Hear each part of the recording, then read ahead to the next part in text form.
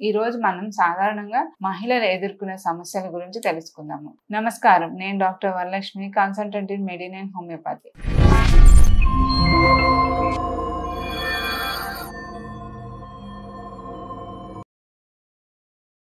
మనం సాధారణంగా మహిళలు ఎదుర్కొనే సమస్యలు అంటే మనకి first of all heavy bleeding అన్నది ఉంటుంది అనమాట. ఈ అంటే మనకి ఏదైతే ఉన్నదో నెలసరి అప్పుడు రక్తస్రావం అన్నది అధికంగా ఉన్నది ఉంటుంది అనమాట. ఇది ఏ ఏజ్ గ్రూప్ అంటే మనకి అప్పుడే మెచ్యూర్ అయిన ఏజ్ గ్రూప్ నుంచి మనకి మెనోపాజ్ ఏజ్ వరకు, అంటే బిఫోర్ మెనోపాజ్ ఏజ్ వరకు కూడా మనకి ఈ సమస్య అనేది ఎక్కువగానే కనిపిస్తుంటుంది అనమాట. దీనికి రావడానికి గల కారణాల గురించి తెలుసుకున్నట్టయితే మనకి మెచ్యూర్ అంటే అప్పుడు మెచ్యూర్ అయిన స్త్రీలలో చూసుకున్నట్టయితే మనకి హార్మోనల్ ఇంబ్యాలెన్సెస్ అన్నది ఉంటుంది అనమాట. అలా కాకుండా రిప్రొడక్టివ్ ఏజ్ గ్రూప్ అలా చూసుకున్నట్టయితే మనకు కొంతవరకు మన పీసీఓడీస్ కానీ లేకపోతే ఫైబ్రాయిడ్స్ కానీ ఇంకేమన్నా వేరే సమస్యలు ఏమైనా ఉన్నాయి, దీని వల్ల కూడా మనకి అధిక రక్తస్రావం అన్నది అవుతుంది అనమాట. ఇంకో సమస్య గురించి మనం తెలుసుకున్నట్టయితే మనకి సాధారణంగా గర్భాశయంలో ఫైబ్రాయిడ్స్ లాగా అన్నది వస్తుంది అనమాట. అంటే గర్భాశయంలో ట్యూమర్స్ అని అంటాం అనమాట. అంటే యూటరస్ మనకి చాలా రకాల ఫైబ్రాయిడ్స్ అన్నది ఉంటుంది అనమాట.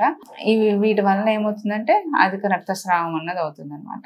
ఇది కాకుండా ఇంకో సమస్య గురించి తెలుసుకున్నట్టయితే మనకి ఇన్ఫర్టిలిటీ సమస్య. అంటే సాధారణంగా స్త్రీలలో అన్నది ఇన్ఫర్టిలిటీ అంటే పిల్లలు అన్నది కలగకపోవడాన్ని, అంటే మ్యారేజ్ అయిన తర్వాత 1 year తర్వాత మనకి ఎటువంటి ప్రెగ్నెన్సీ రాకపోయినట్టయితే మనం ఇన్ఫర్టిలిటీ అంటాం అనమాట. దీనికి రావడానికి గల కారణాలు అంటే మనకి గర్భాశయంలో ఏమైనా మార్పుల వల్ల కానీ అయితే మనకి ఏమన్నా ఫైబ్రాయిడ్స్ ఉండడమా, లేకపోతే ఆ ఎండోమెట్రియం పొర అన్నది దాంట్లో లోపం ఉండడం వల్ల కానీ, అంటే మందం అన్నది సరిగ్గా లేకపోవడం వల్ల కానీ, ఆ ప్రాబ్లమ్స్ వల్ల కానీ, లేకపోతే మనకి ట్యూబల్ బ్లాక్స్ ఏమైనా ఉన్నాయా, ఆ సమస్య అన్నది కూడా ఏమన్నా ఇన్ఫెక్షన్స్ వల్ల కానీ, టీబీ వల్ల కూడా మనకి ట్యూబల్ బ్లాక్స్ అన్నది జరుగుతుంటాయి. దీంట్లో ఏమన్నా ప్రాబ్లమ్స్ ఏమైనా ఉన్నాయా అన్నది ఐడెంటిఫై చేసుకోవాల్సి ఉంటుంది. ఇది కాకుండా మనకి పీసీఓడి సమస్య, అంటే అండాశయాలు ఏదైతే ఉన్నాయో అండం అన్నది కరెక్ట్ గా రిలీజ్ అవుతుందా, అండం సైజు, వీటిలో సమస్యలు ఉన్నా కూడా మనకి ఇన్ఫర్టిలిటీకి దారితీస్తుంది. దీంతో పాటు కొంతవరకు థైరాయిడ్ సమస్యలు కూడా ఇన్ఫర్టిలిటీకి దారితీస్తుంది అనమాట. ఇవి కాకుండా మనకి సాధారణంగా మనకి ఈ రక్తహీనత అన్నది కూడా స్త్రీలలో ఎక్కువగానే సమస్యలు అన్నది ఎక్కువగా ఉంటుంది అనమాట. ఇది ఏదైతే ఉన్నదో మనకి థైరాయిడ్ సమస్య వల్ల కానీ, అధిక రక్తస్రావం వల్ల కానీ మనకి ఐరన్ డెఫిషియన్సీస్ అన్నది ఎక్కువగా వస్తుంటాయి. దీంతో పాటు మనకి ఇంకో సమస్య గురించి తెలుసుకున్నట్టయితే అబ్డామినల్ పెయిన్ అన్నది, అంటే అన్రీజనబుల్ గా, అంటే అన్నోయింగ్ అంటే మనకి పొత్తి కడుపు అన్నది ఎక్కువగా పీరియడ్స్ అప్పుడు కానీ, లేకపోతే ఏ విధమైనటువంటి సిస్టులు ఉన్నా కూడా మనకి కొంతవరకు ఈ పెయిన్ అన్నది ఎక్కువగా కంప్లైంట్ చేస్తుంటారు అనమాట. దానికి కూడా మనం ఏమన్నా డిశ్చార్జెస్ ఏమైనా అవుతున్నాయా, పెల్విక్ ఇన్ఫ్లమేటరీ డిసీజెస్ ఏమైనా ఉన్నాయా అన్నది మనం డయాగ్నోస్ చేసుకోవాలి. దీంతో పాటు మనకి ఈ వైట్ డిశ్చార్జ్ సమస్య అన్నది కూడా అధికంగానే ఉంటుంది అనమాట. అంటే ఈ వైట్ డిశ్చార్జ్ అన్నది మనకి చిన్న పిల్లల్లో చూసుకున్నట్టయితే హార్మోనల్ ఇంబ్యాలెన్స్ వల్ల మనకి తక్కువ ఏజ్ గ్రూప్ లో కనిపిస్తుంది. అలా కాకుండా రిప్రొడక్టివ్ ఏజ్ గ్రూప్ లో ఏమైనా ఇన్ఫెక్షన్స్ కానీ, అంటే వైరల్ ఇన్ఫెక్షన్స్ కానీ, బ్యాక్టీరియల్ ఇన్ఫెక్షన్స్ ఉన్నప్పుడు మనకి ఆ వైట్ డిశ్చార్జ్ అన్నది కొంతవరకు అక్కడ దురదలాగా ఉండడము, డిశ్చార్జెస్ అన్నది కలర్ చేంజ్ అవ్వడము, స్మెల్ కూడా చేంజ్ అవ్వడము, కొంచెం వరకు వాసన రావడము, ఇట్లాంటి సమస్యలు అన్నది వస్తూ ఉంటుంది అనమాట.